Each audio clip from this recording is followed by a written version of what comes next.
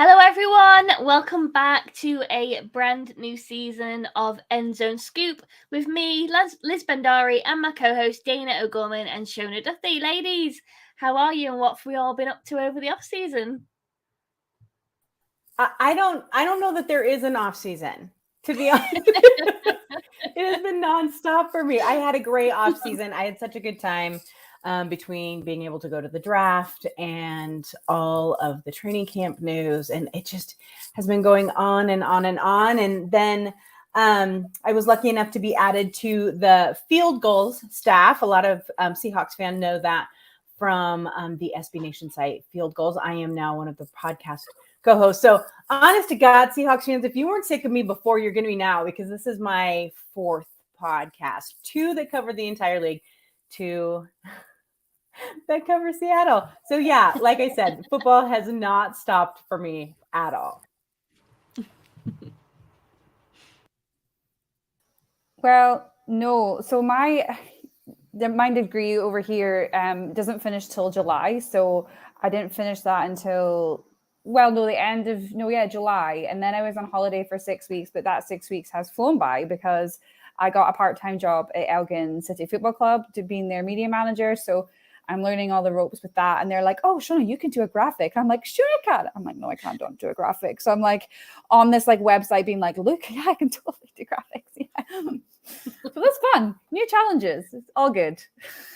So for me, I have gone full-time self-employed, which is awesome. So I help basically business with the marketing.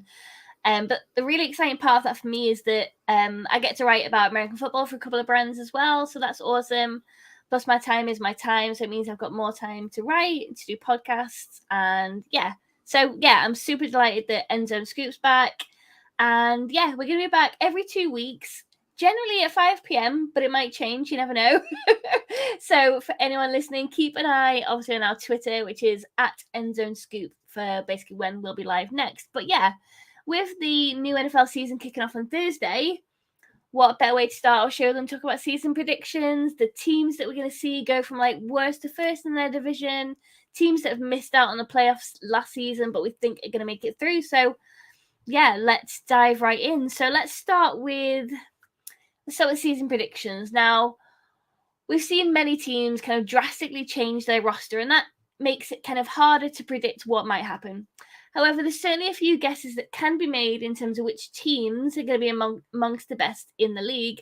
So I'm going to start off with the reigning Super Bowl champions, so the Rams. Now, they didn't take, I would say, that much of a hit during the offseason. They said goodbye to Von Miller, Robert Woods, and Odell Beckham Jr. We know that Matt Stafford's had the elbow injury, but with Cooper Kupp, Allen Robinson, Cam Akers, Bobby Wagner now, I think that, it wouldn't be a huge surprise to see them kind of, win it all again this season. For me, right behind them, I see Buffalo Bills. I just kind of think Josh Allen's been doing really well over the past few years. I feel like he's really into his game now. And again, I think that this could kind of be the season that it is, if not kind of like,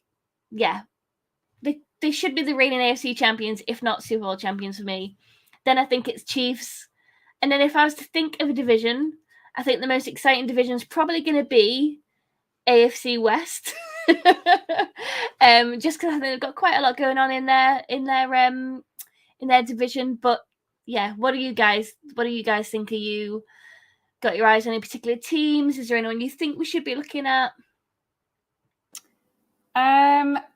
I think the Bills have a really good chance. The fact that they've added Von Miller to their defense, it was like a solid business decision. Let's be honest. That was just genius from them. And he's all for helping the Bills, try and get that quest to win a Super Bowl. I think I do agree with what you said about the Rams, but they're going to miss Van Jefferson, their receiver, because he's obviously a third-year pro, but he's had knee surgery during training camp.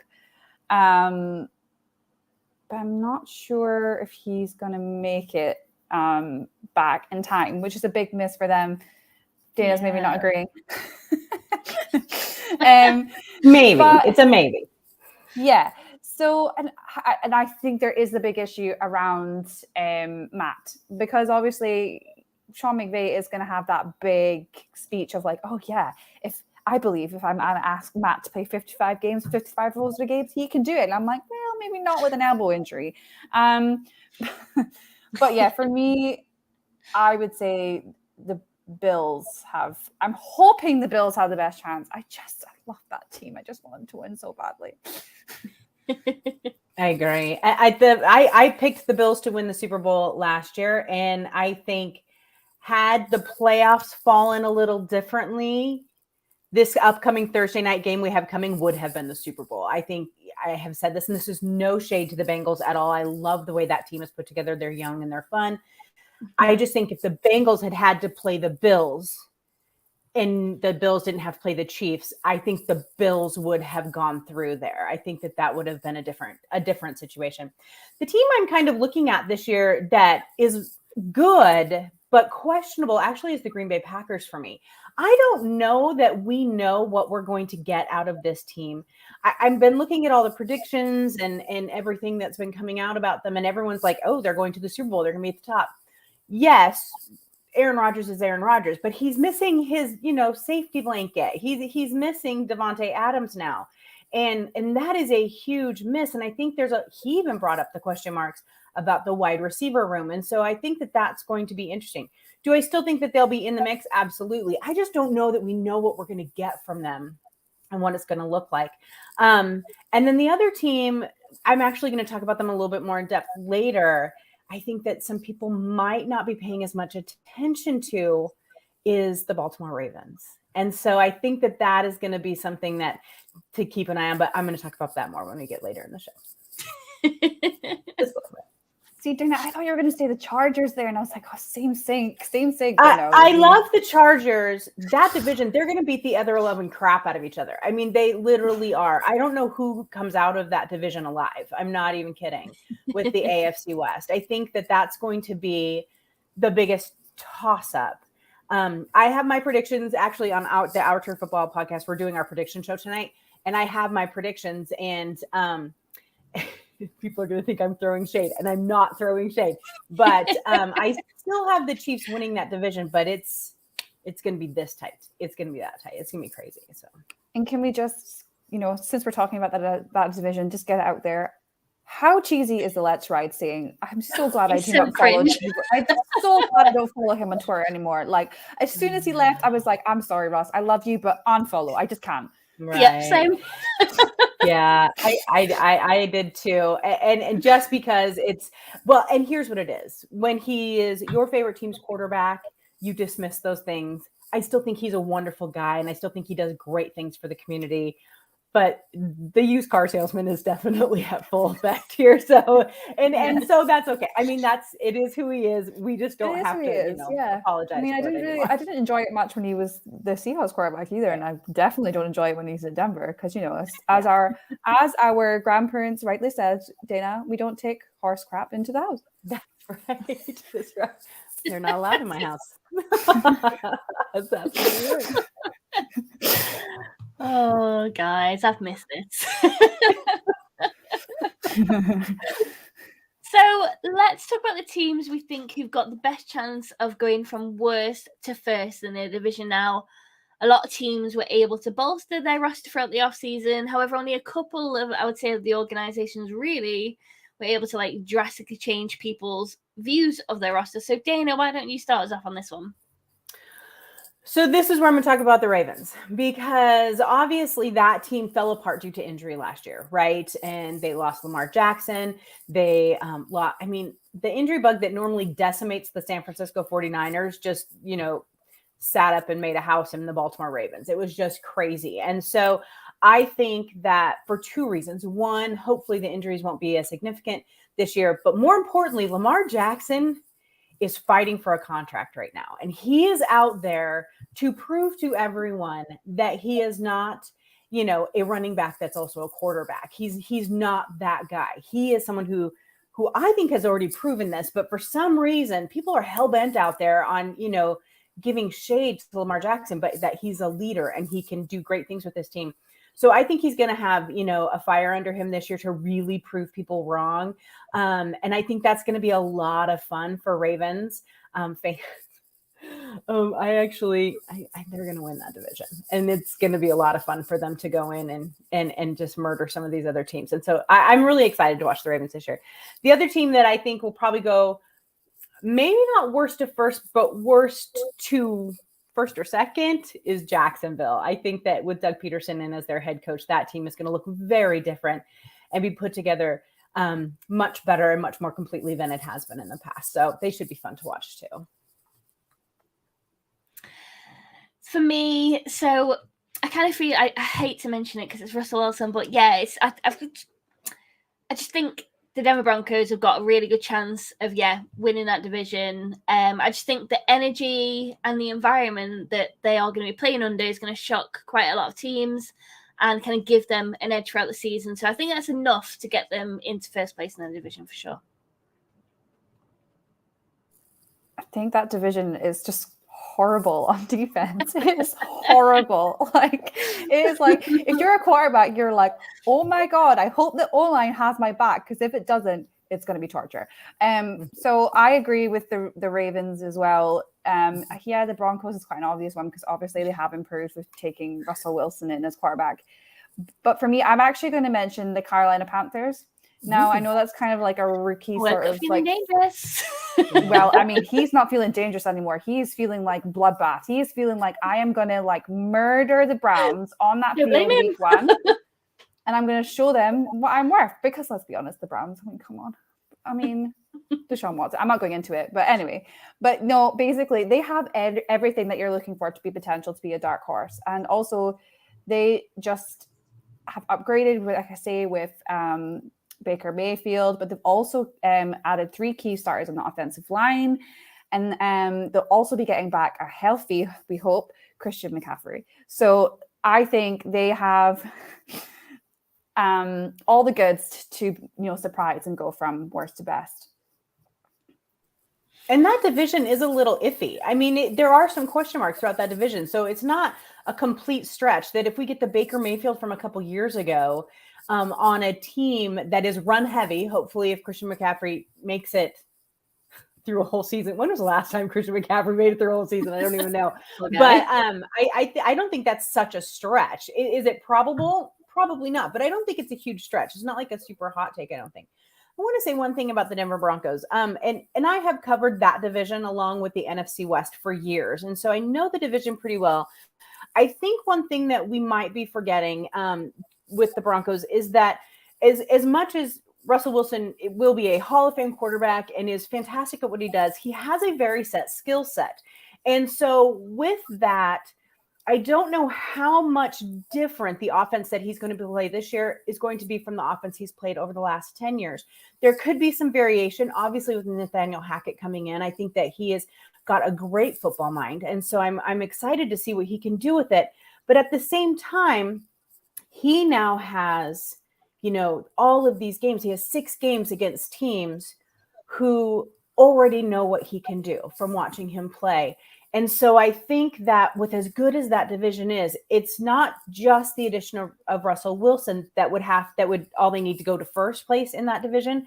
I think it's going to have to be a combination of Hackett really coming in, changing things, and that defense getting better. The Denver defense wasn't fantastic. And so it looks like they have done some improvements, but how much of an improvement to stop Patrick Mahomes, Justin Herbert, and Derek Carr with Devontae Adams. So I think that it's going to have to be a perfect storm for Denver to actually win the division, but definitely not impossible.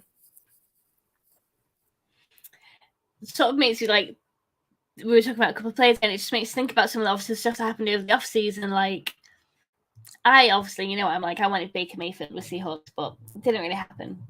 And yeah. Me and Dayna did not. Of course, I'm not surprised by this. It's just me in my little world. We're not. I don't think we're tanking. I think we're just doing we'll ride with Geno. We might throw in Drew Lock. We're basically waiting for a quarterback next season. I think that was the plan from day one. I've said that. Yeah. I've said that all off season.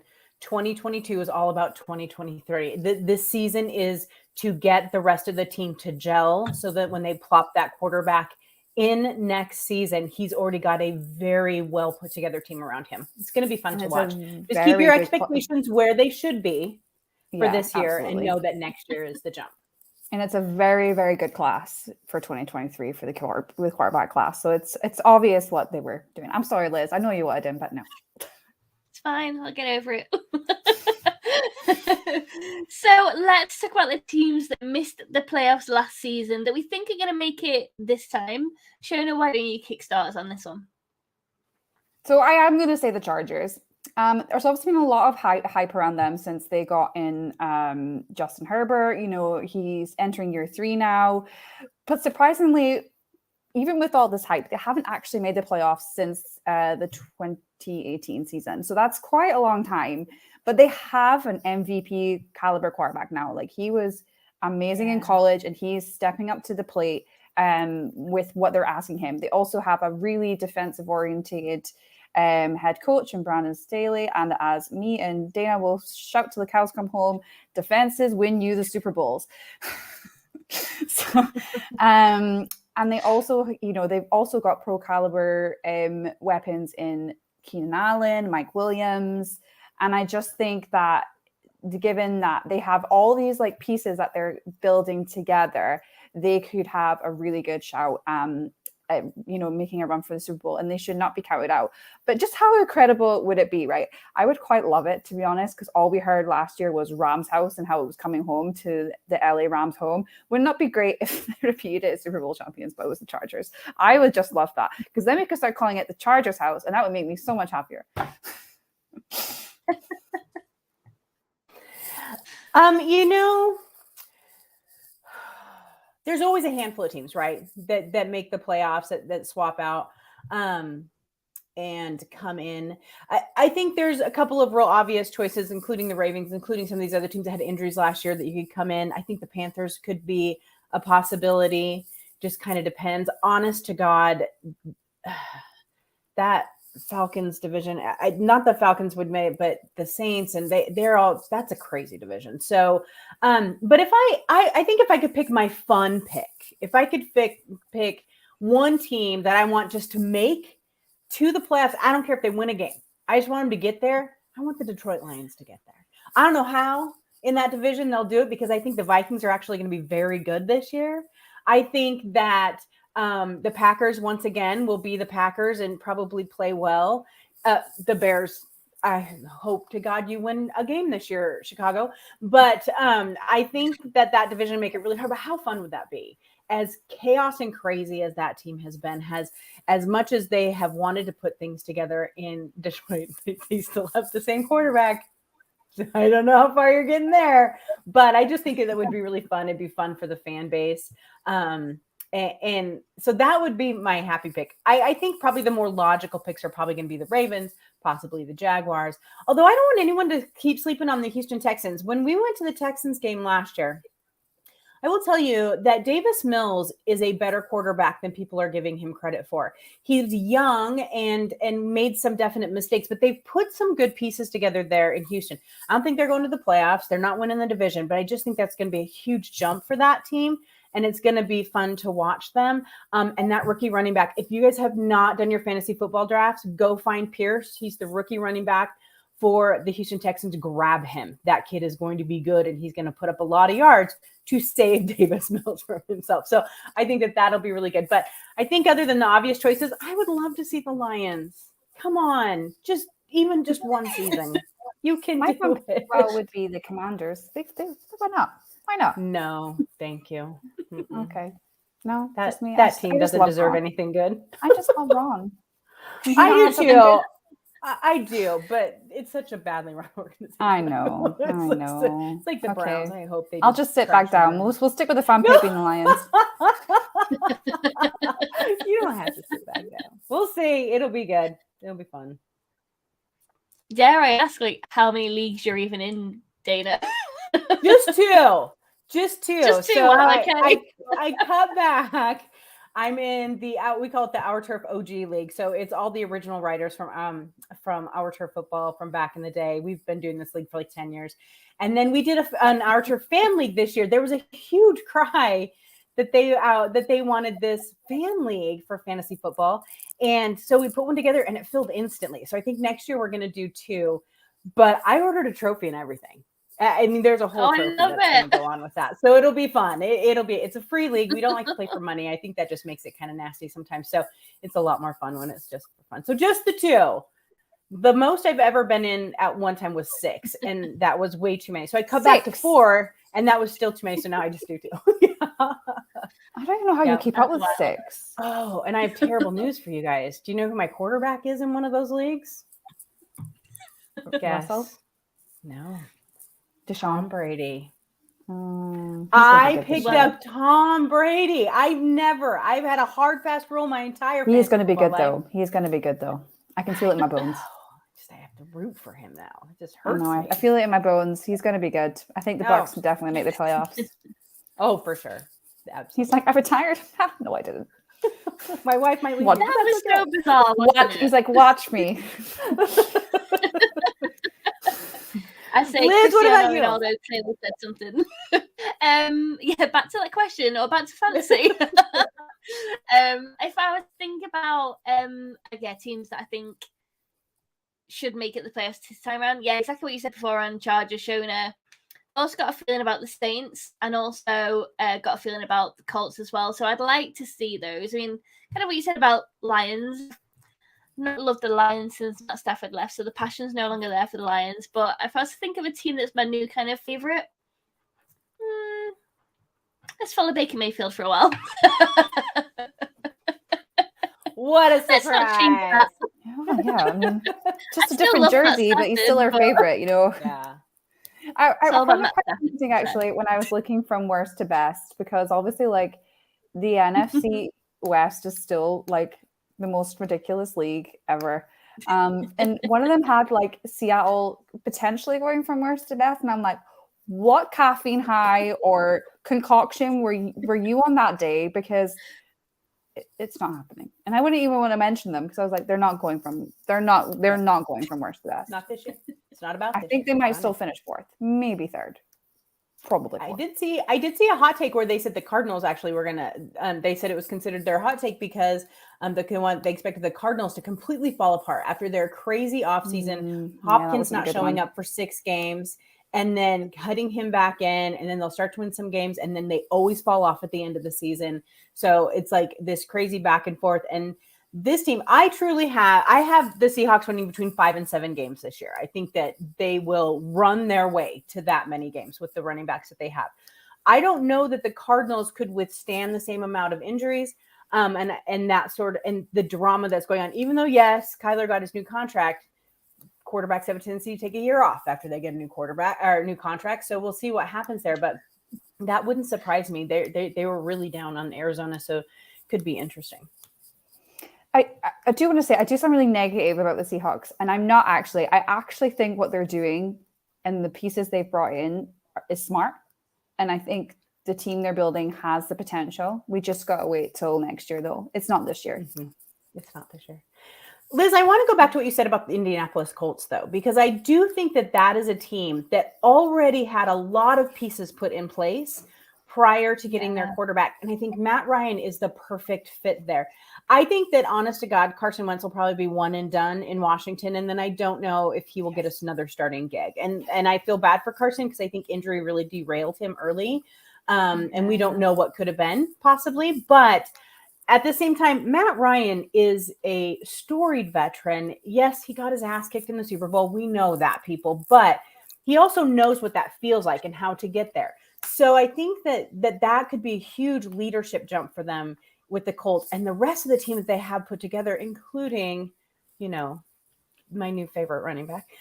But Jonathan Taylor, I love you, Jonathan Taylor. But but I think that could really push this team. And they could have quite the run. I think that it's a good combination.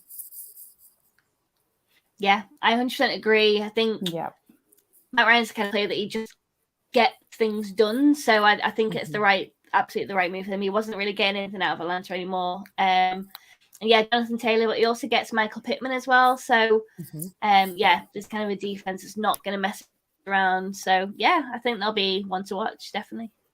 I'm excited. You know what the Lions should have done? Got Matt Ryan.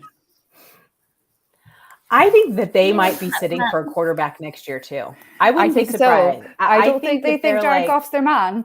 Well, no, but I think that because there are the two schools of thought, truly, where you go out like the Denver Broncos have, where they go and they repeatedly can't figure out how to, bring up a rookie quarterback. They cannot develop a quarterback. No, they cannot do that. Broncos can't. So they keep going and getting these veterans. There's nothing wrong with that approach. It's worked for them, and it's not a bad idea. You have a couple down years, build the rest of your team, bring in a veteran, win for a few years, back and forth. I get it. The other thought process is you build a championship team around a rookie quarterback's contract, and that has worked for a lot of teams. And I get the feeling maybe that's where the Lions are sitting right now. Be interesting. I nearly called him Ryan Gosling again, but he does really look like a C-star version of Ryan Gosling. He's like the cream. Sure. When you put them maybe like a D, like a D plus. He doesn't quite make the C grade. But if that happened, where do you think he'd go?